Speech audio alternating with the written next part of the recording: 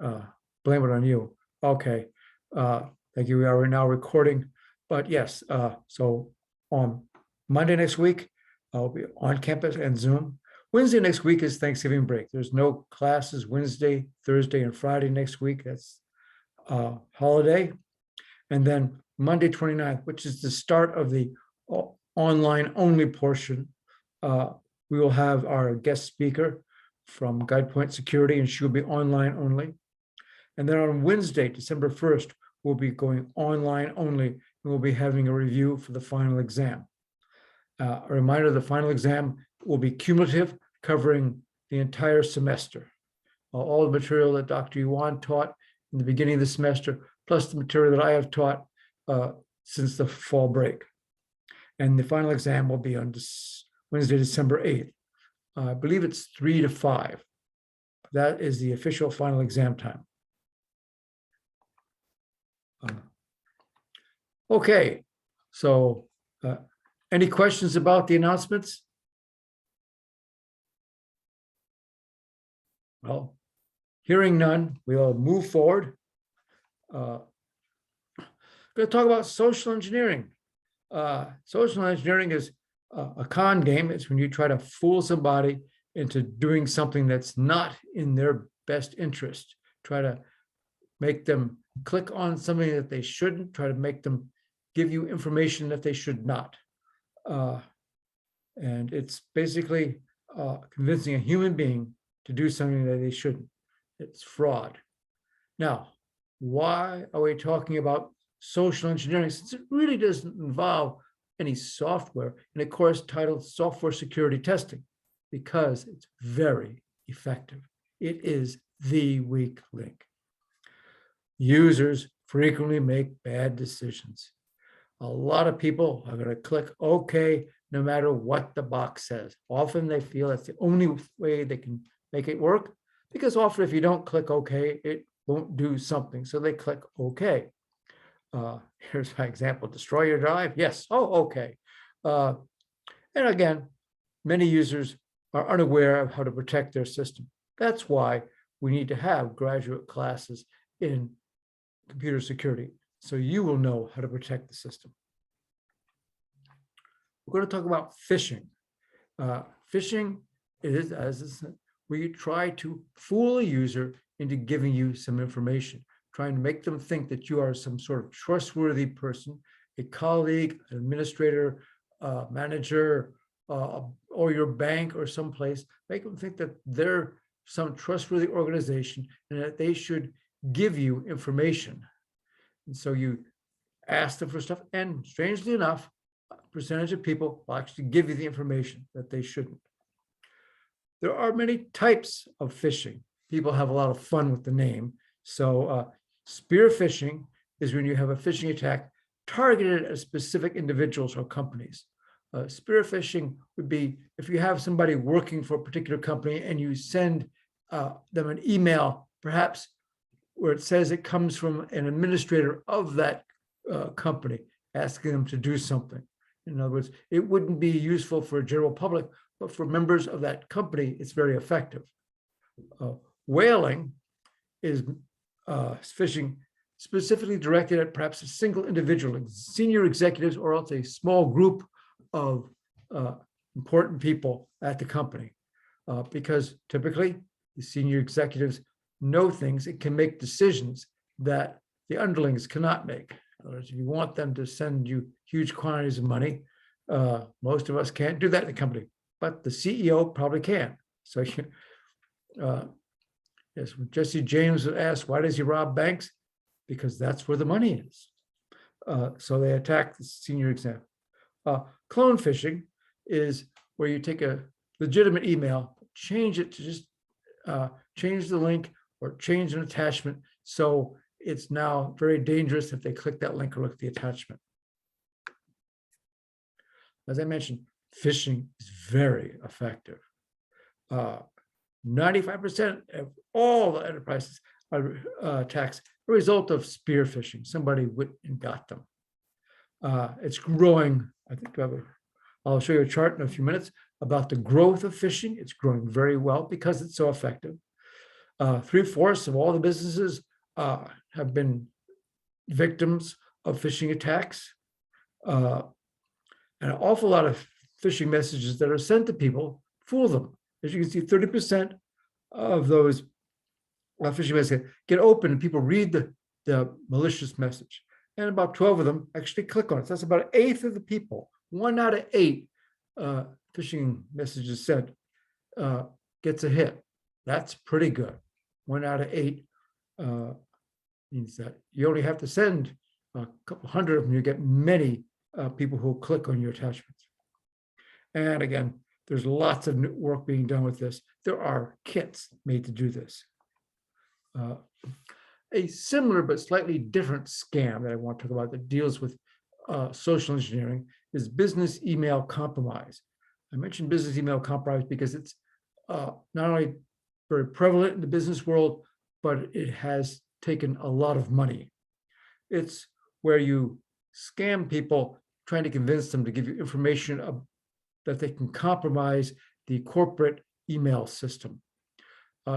Email account compromise is the same thing aimed at individuals. We try to compromise their email and give these people your email credentials, give them your user ID and password, and then they will send out emails to do something dangerous. For instance, if you had a whaling attack, a phishing attack aimed at a corporate executive, such as you could get their user ID and password for the email system, you could then send email from someone who would look like the corporate executive to people in the company asking to do something that you want done as an attacker.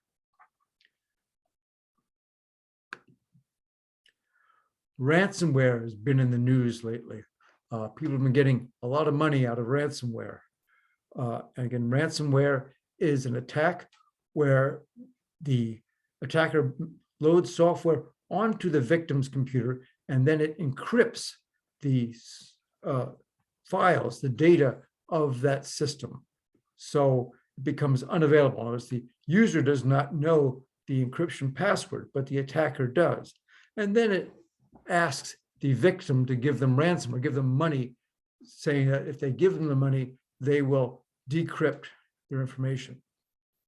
And they claim if the ransom is not paid, then the victim's data will become unavailable. In other words, it's on your system. Ideally, if the victim is paid, if the victim pays the ransom person, if the victim pays the attacker the money they request, then supposedly the attacker will give them the keys to decrypt it. The FBI encourages people not to pay ransomware, although because they think, well, they may or may not give you back the information. It turns out that most ransomware people do, in fact, decrypt your information if you pay them. They need to do that to keep the business. This is a business, and if they didn't pay up when they didn't decrypt your information when you paid up, then nobody would ever pay them. But by actually doing it, by actually giving them the keys to decrypt their information, then people know, oh, well, if I'm caught and I have to pay up, they probably will give me the keys.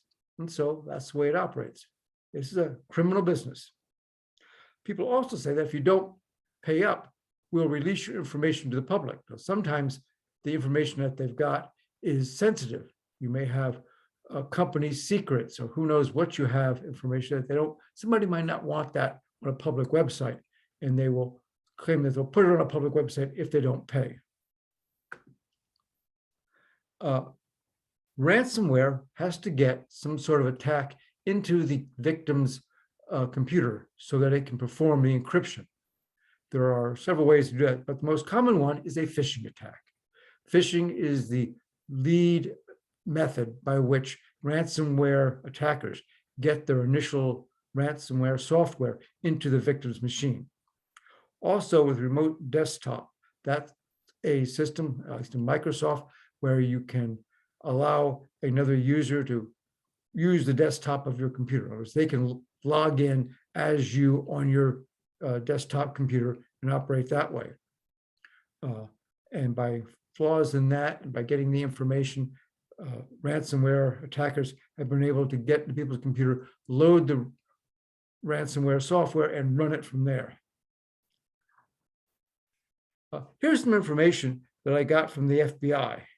And the FBI, this is 2020, it was last year, the only full year we've got to fiction.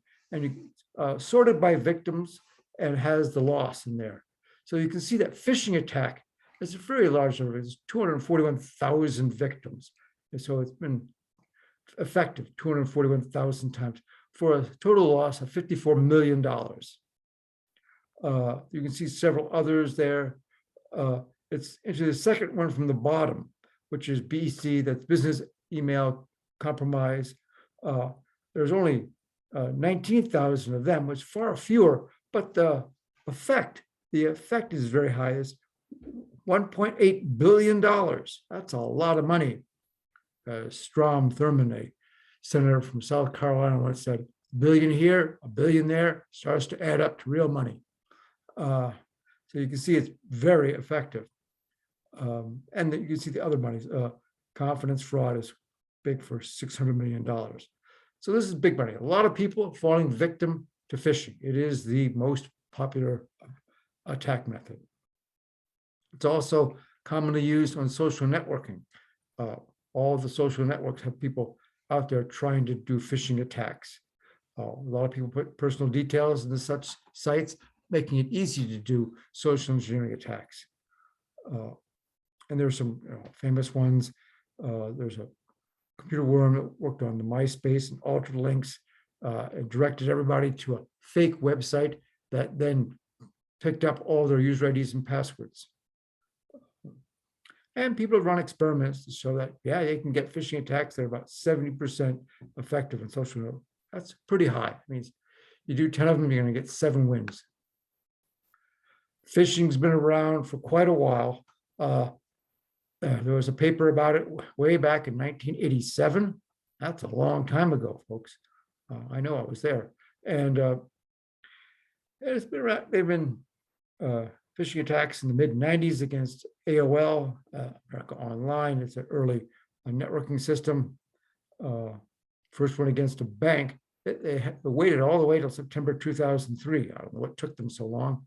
And there was a big one, May 2017, the WannaCry ransomware attack, which impacted many, many people, had a phishing attack vector. Here's a chart. It's kind of old, but it shows the large growth in phishing attacks. You can see that there was 247 last year, according to the FBI. This is an older chart, but you can see it's just rocketing up there. 247 would be way up outside this chart. And so there's a lot of phishing attacks. Again, a phishing attack is not really a software security testing issue, but because it's so effective, because so many people are victims of phishing attacks, we need to cover that in some detail, because that's how most people are attacking corporations. Now, there's, of course, some non-computer meaning phones, text phishing, which is called smishing, small, like SMS is small message system. It's what runs your text, your phone texting system. And so a lot of people are doing phishing on their phone. Hey, make it easy.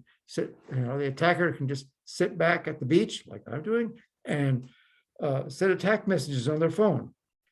Masquerade as their bank, asking for information, or somebody for whom they trust. Again, a spear phishing effort would be sending a text message against somebody who you know is going to be interested in the particular topic. Not just a general send it out to everybody, but send it targeted to people who are likely victims. And there's been lots of them out there. There were some older ones where they're just giving out, say they're going to give out gift cards, and people went for it. Remember, there's no free lunch. If it sounds too good to be true, it's not true. Here is a classical phishing attack. The late Nigerian banker. This was around years ago. This was all over the place. Everybody, there must have been a whole lot of dead Nigerian bankers out there, because they were sending these emails out all along. I remember at a meeting with the dean once, he said, "But don't worry about our budget." He heard from a Nigerian banker that he'd be getting lots of money. Of course, it was a joke, but everybody was getting Nigerian banker things. I don't know why Nigeria. Oh well. But you can see it just says, "Give me your banking information, and I'll send you, this is $4 million. Yeah, trust me. Also, other ones that were, again, send me your account number and password, and we'll make sure that your account keeps working. They get a little bit more reliable.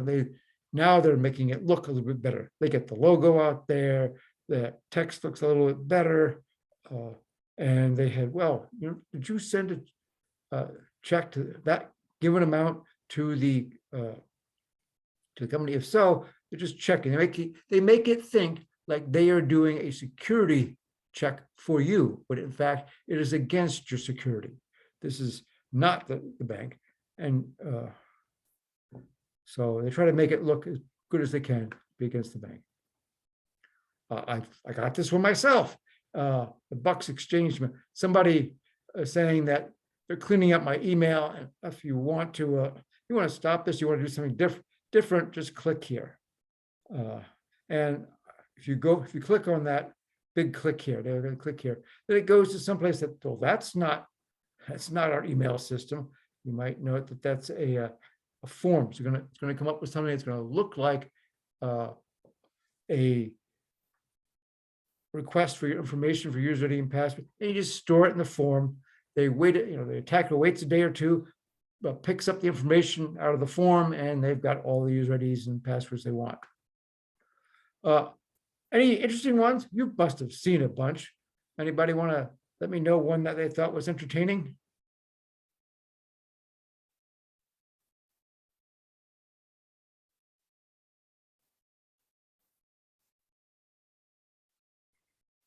Anybody from Nigeria want to respect their bankers?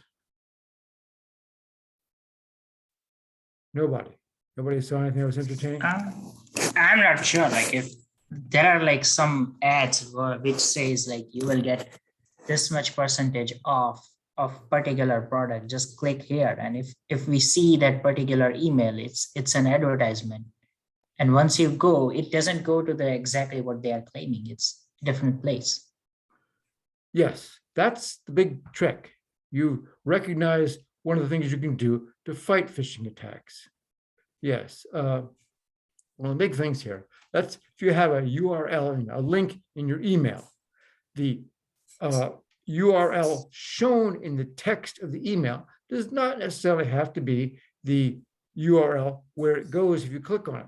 In this example, here's some HTML, and you can see by this HTML that the link goes to www.evil.com, which I just made up, but it says www.nice.com. So it looks like nice, but I think I don't know if you can see that on your screen. When I mouse over it in very small print, it says www.nice. Well, that says www.nice.com. But if you click on it, it will go to evil.com. So in fact, the URL that you see visible is valid, but in fact, the hidden URL where it will go is someplace else, and it is the attacker's website. You can check on this because in most systems, if you hover your mouse over the URL, then the actual link will show up someplace on the page, either in a small box below the link or in the lower left-hand corner of your browser. Unfortunately, at least my phone, I haven't seen people's phones that provide this feature.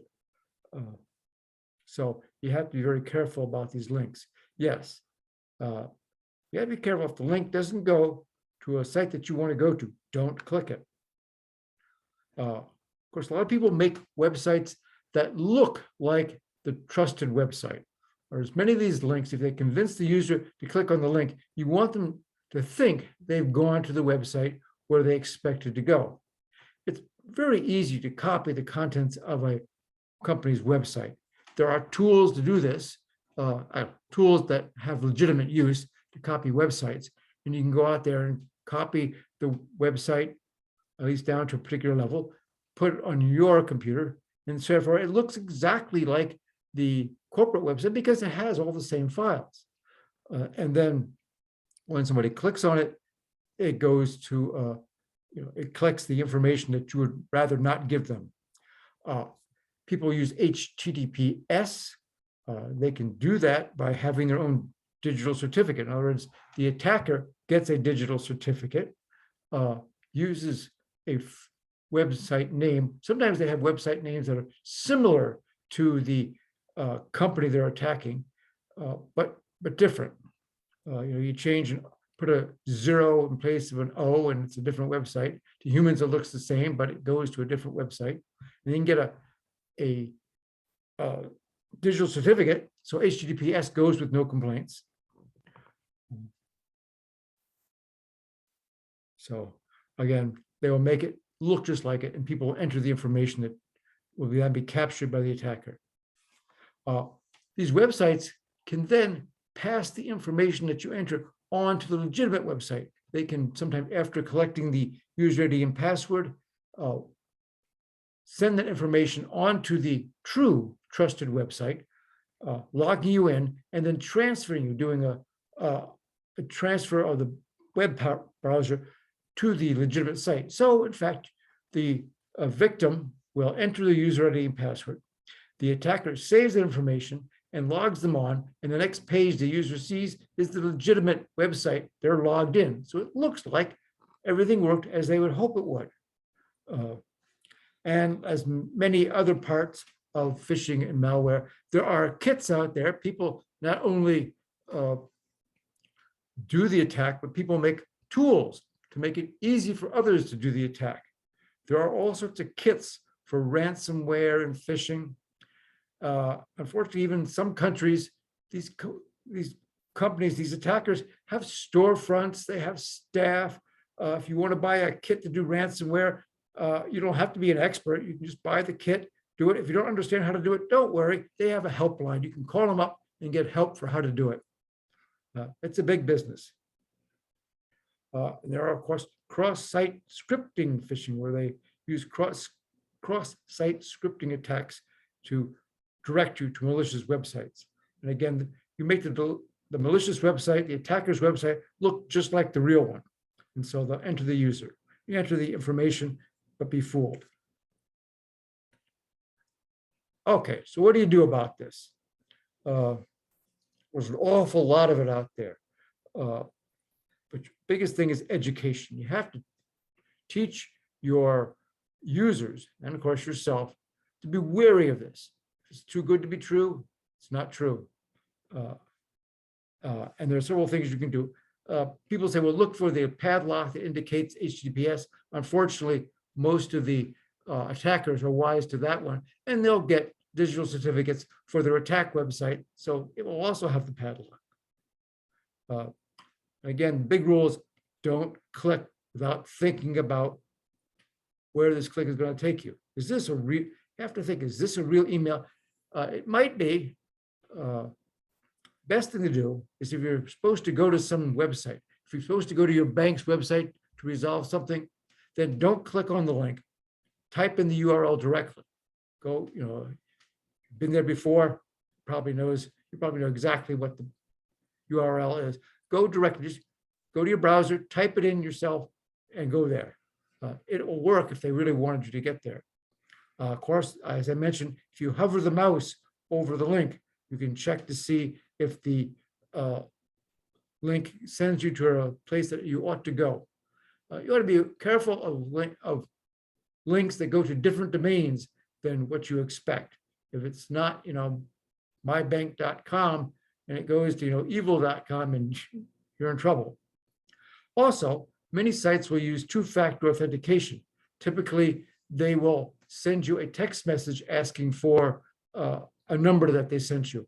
If your site always does this and the fake site doesn't, then be very careful.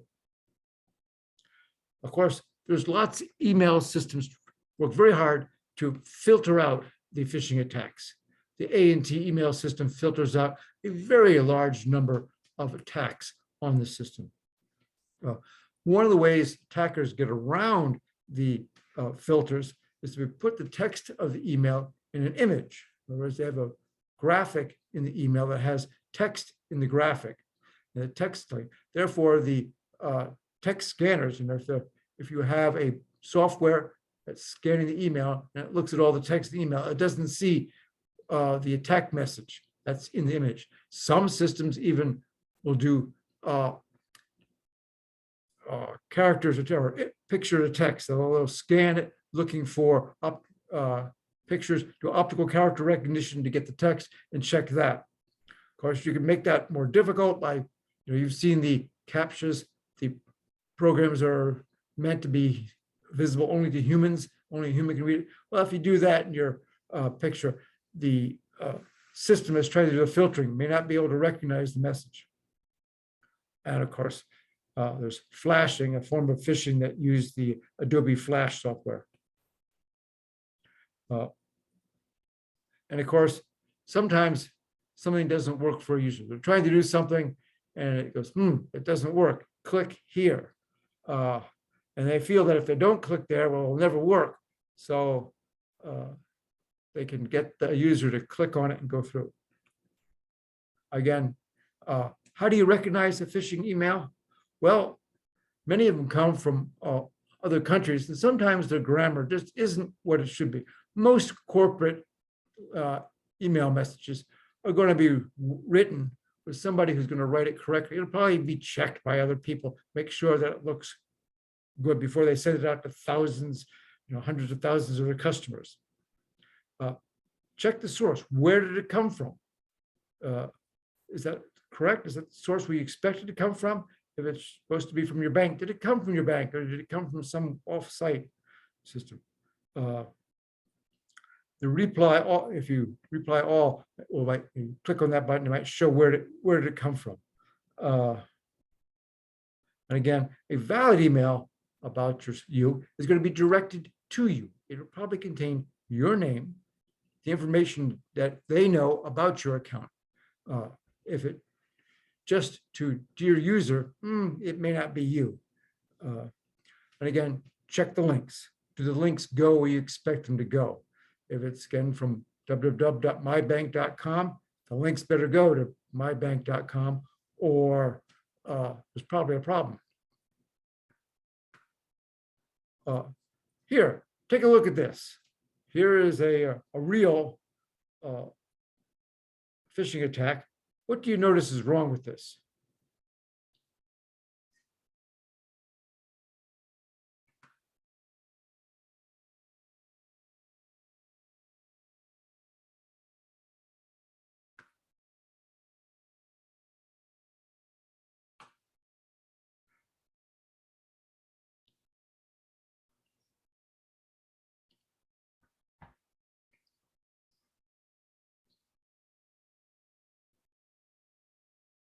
Okay, anybody see anything?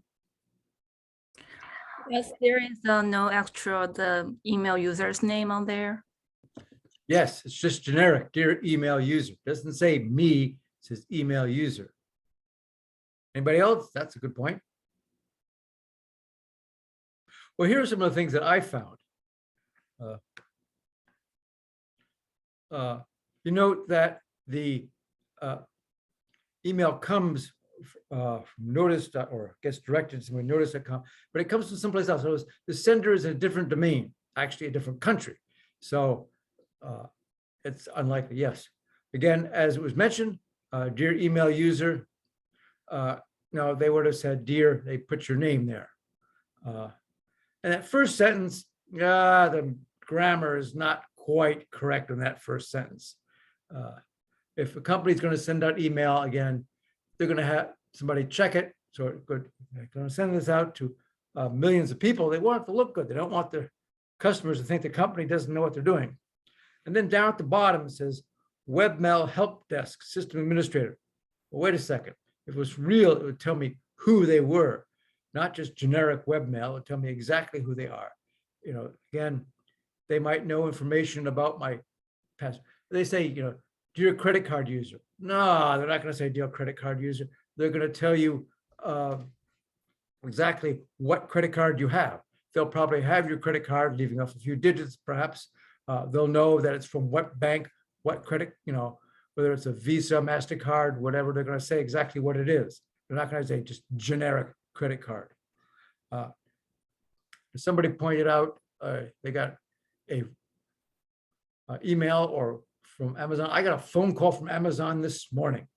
Just this morning, I got a phone call. Well, he said they're from Amazon. Actually, he said, "Hi, I'm Alexa from Amazon." Alexa, sorry, but you're not a real person. And they wanted to inform me that I had spent $799 on something. Was that correct? Well, first of all, Amazon never calls you. I don't even know if Amazon knows my phone number. So it's obviously a phishing attack. It happens all the time. Now, what can we do about it? There are software tools out there to help with this. There is the Microsoft Advanced Threat Protection System. That works with Office 365, which is the Office products that the faculty use on campus, and probably the students too. I think they have a deal for students to use it. And when you get your email with a link in it, if you look at the link, you notice it doesn't go, if it says, www.acme.com, it doesn't go to acme.com, it goes to a Microsoft website, passing it the URL of acme.com, where then the Microsoft website checks its database to see if the acme.com website has been noted for any problems in the recent past. In other words, have people been doing attacks to acme.com? If they have, then the Microsoft website will pop up a message telling you this is a potentially dangerous website. Do you really want to go here? Otherwise, if it doesn't recognize it as a dangerous, it just redirects your request to the legitimate website. But unfortunately, this is one of the reasons when you're going to have a link that says like www.acme.com, but it's not going to, the actual link doesn't go there. It goes to the Microsoft site. In this case, that's perfectly correct. That's what you want to do, but it makes link checking a little bit more difficult. Of course, there's some sites have multiple requests. In other words, I go to one site and I type in my user ID, and then it tells me a secret that I have told it. It tells me my secret phrase. And then if I see the secret phrase, then I will type in my password. If I don't see the proper secret phrase, then I may not be at the right website. So I have to keep my user ID secret. Otherwise, the attackers will know that. But if I keep my user ID secret, my password secret, then they won't know who I log in with. So if I go to a false website for that company, and I enter my user ID, it will not give me the correct secret phrase, and therefore I will not enter my password.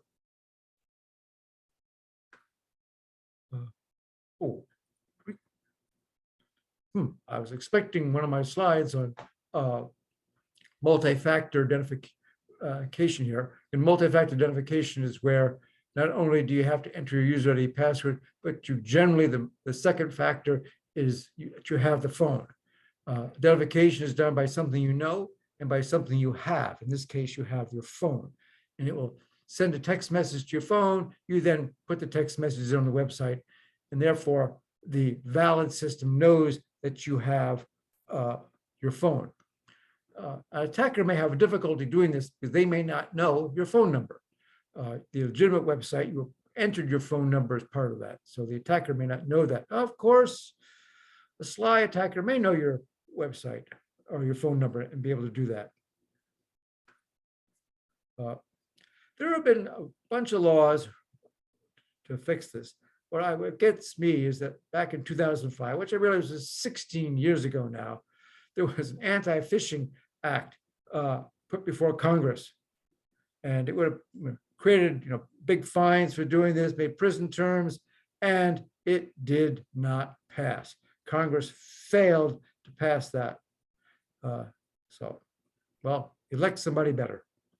There are others, these some old lawsuits, the first legal attack against an attacker was way back in 2004. Somebody was attacking AOL and stealing credit card information. and they sent him to jail.